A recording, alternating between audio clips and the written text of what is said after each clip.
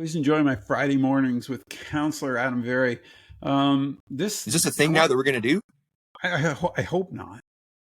Okay, me neither. We both need to get lives if we're doing this every Friday. I tell you, I'll get a better backdrop and not just have this. Well, maybe then we need to. And I think I'm glad you brought that up because apparently you're going to be able to afford a better backdrop. Do you want to get into it? You know what? Before I was on council, I just used before I was on council, I used just an image of the Enterprise Bridge. Oh, that'd be cool. Yeah. But I was told by the clerk that it's unprofessional and unbecoming of a councillor to have a funny background. So now it's like, oh, okay, well, like I don't overly care about how it makes me look, but I don't want to be disrespecting the position, so I don't use the Star Trek background any longer. Well, I guess then maybe maybe just a big picture of yourself. Maybe that's what you need there. Oh, that's good. All right, let's get into this. So you're sure.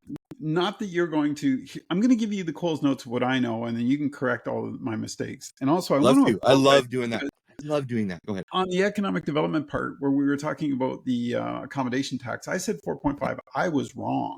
I just want people to know it should have been 4%. Yeah, super matters. No, I guess people are different. You do hear from people, that's for sure. Sure, no, for sure. What I wanted to talk about. So anyway, you're going to go from 42,000 to 59,000. Not necessarily you, because it doesn't come into effect till next term. Right. What I did notice, and I wanted to ask you about it, was how they came to this number, because I noticed you guys had 3 different criteria you were looking at originally.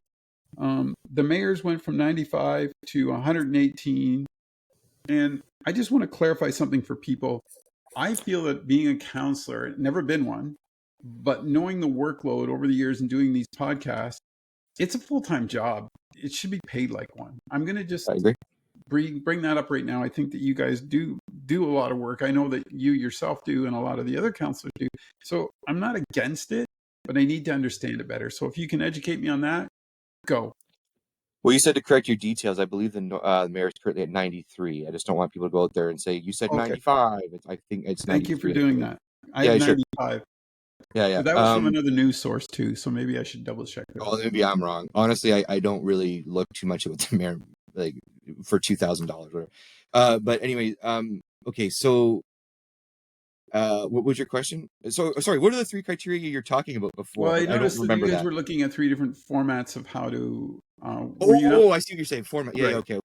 So 3 different approaches to the argument. Yes. Right. So well, the one we ended up landing on was not the one that I preferred, but that's okay because it was pretty close. So I wasn't going to be quibbling over those things.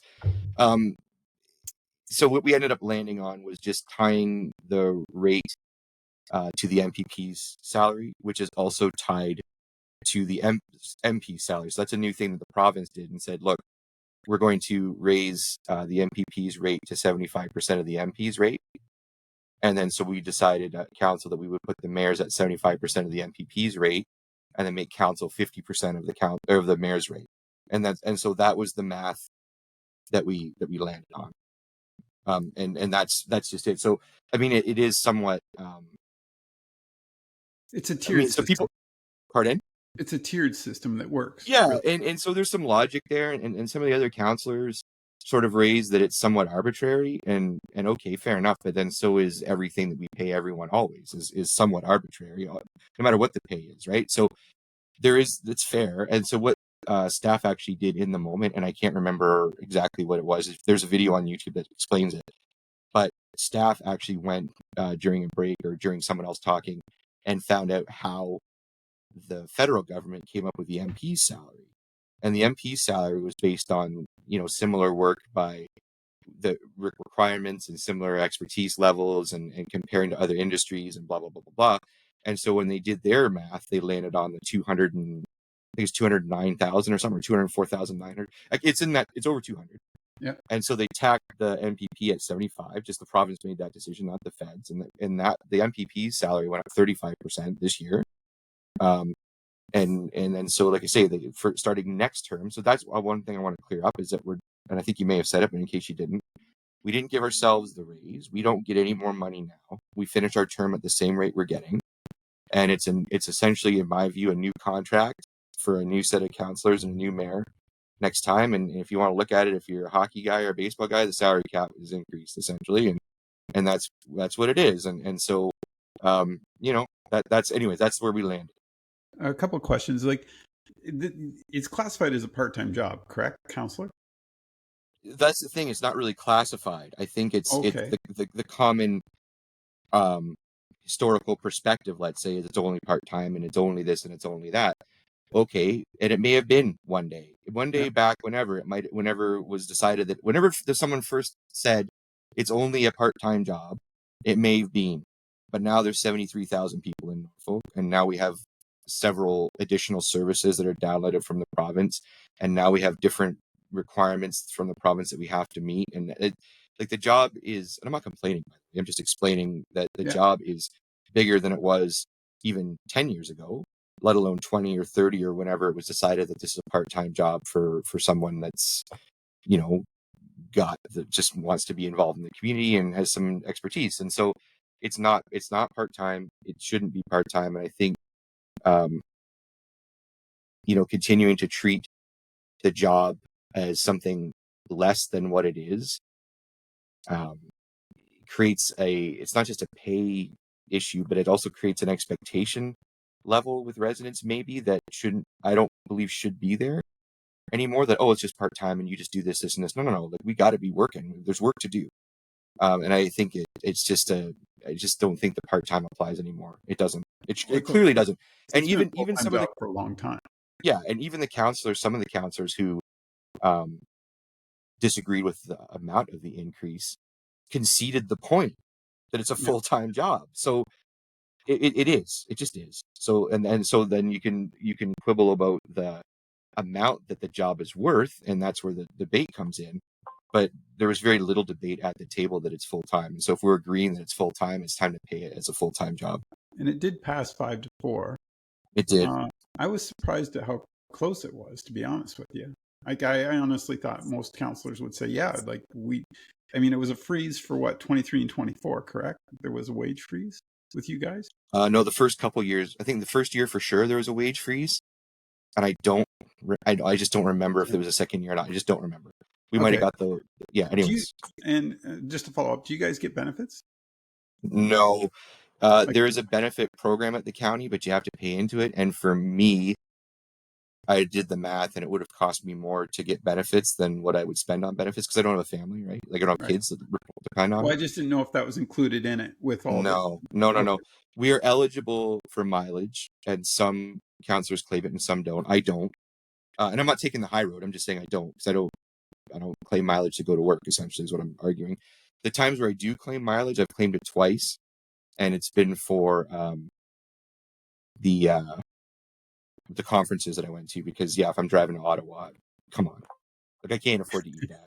I'm just saying, like, that's a big Yeah, drive. So it anyway, is. so when I do, like, the conference, and then I went to London for the police services board, that mileage was in there too, because again, like, it's a little bit different than going on. It's not normal work, so I don't treat it as mileage to normal work, essentially. But when I go meet with residents or when I attend meetings and stuff, I don't claim the mileage.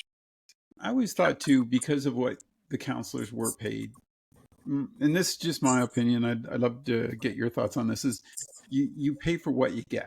Like, if it's a full time job and you meet the requirements and you really love community and you want to run, great, do it. You're going to get a higher. I don't want to say higher. That's not a good word. A different type of person that may get involved. Different is good. Yep. Your thoughts? Oh, sorry. Yeah. Well, I don't know. I don't know that. I think that I don't know. And so if that argument did come up at the table, and it's not that I disagree with it. I just, my hope is that if you tell people this is a full-time job that you will be paid at to work full-time, that you will get people who have found the idea of running for council intriguing, but have never been able to because they can't afford it. And so, is that a different group of people? Yes, it will be. Does it necessarily mean it's better? No. And as much as I would agree with the sentiment that compensation shouldn't be the main reason to run for council, you have to really want to do it, and you have to love it too, at any amount of money, because if you're not into it, no amount of money is going to feel good to you when the stress and all the hard things happen. But as much as I don't think it should be an incentive to run for council, I 100% don't think it should be a deterrent for people to not run for council because they can't afford it. Serving on council shouldn't be subject to personal wealth. That I 100% don't, or because I have other investments, or because I have RSPs all topped up, or because I have a pension from my previous life and I can afford to do this job. That shouldn't be the defining, whatever decision maker. What are you hearing from the community about this? Mixed, but I will. So, okay, I'll tell you the truth. There's been some people that have posted a lot online about it and been the sound off and letters to the paper or whatever that are against it. Fine. But there have been people in sound off that have written letters and whatever that have been supportive. And I will tell you that no one to my face has told me that they're against it. But lots of people to my face and in emails have said, you know what, it's about time, 100% agree, whatever. And I'm not just saying that to bias people here, because I recognize that just because they tell me that doesn't mean that they represent any number of people or any majority. Just because you hear something face to face in the community does not mean it's the majority opinion. It just means that people who like me are happy to come and tell me that they think I deserve the increase, or if they don't like me but they respect the job, they believe that council is very important and they believe it's an underpaid position. So that is the honest truth, is that the majority by a good margin has been supportive of the decision, whether it's for me or the next councillor. And that's the truth, right? Even if I don't win the re-election next time, yeah, it's a bummer, but I still agree that whoever replaces me, if that person is willing to commit to full-time work, deserves the full-time payment. Like, that people should be paid for the work, and that's just the bottom line for me. And this is a stupid question, but I'm going to ask it anyway. So the councillors that didn't want it, will they turn it away? Isn't that an interesting question? I don't know. I'm just curious. Because I mean, I think that they deserve it is too. something. I know they might have voted no for their own reasons. I get that, Yeah. but like we talked about, and I interrupt you, but I want to bring this point up. If you don't think Adam or any of the councillors deserve it, I would suggest educating yourself on what it is they do. And you just talked about that, but I think that's the important aspect, folks. Before you run and make a decision, look at what that job requires, and compare it to your own job. See where you get paid. See where you are, because I think that's the other aspect of this that I think we're not being realistic about. It is a full-time job, and I wish I could argue with you on this one, but I can't, because I think it's a good idea. Yeah. So with the councillors who voted against, and will they accept the payment? I mean, I'm not going to call them out if they do, and I don't really care if they do. But we all decided, here's the thing. Once council makes the decision, that's the decision everybody on council has to respect. So if they respect the decision and accept the payment, whatever. It definitely will, it'll be back there, but it's not like I'm going to say, hey, you said, like, I'm not trying to embarrass, but I'm not that guy. Like, I'm not trying to embarrass. You're not. But I will say that I wonder sometimes, not just with this decision. So I'm not trying to, like I said, I'm definitely not critical of anybody on council and the way they make decisions, but I ask myself a lot of questions internally and have these debates internally. And I wonder if this question had come up not the year going into an election year, if the arguments would have been different, because they're hearing from people that were against it, and the election is in their minds. Or I'm wondering if more time ahead of the election would have changed it, because people would have gotten used to it. So I just wonder that, and it's not, and again, I'm not accusing or saying it's even a problem if that is a factor, but timing in politics, no matter what you do, is so important. And so I'm wondering if just waiting till now was bad timing across the board, and we're going, and even if it was not in the fall, if we had done it in the last budget, like, it's just such an interesting thing. So people have reactions at different times of year, and people are going to be getting they got a tax bill in August, they're going to be getting another tax bill in October.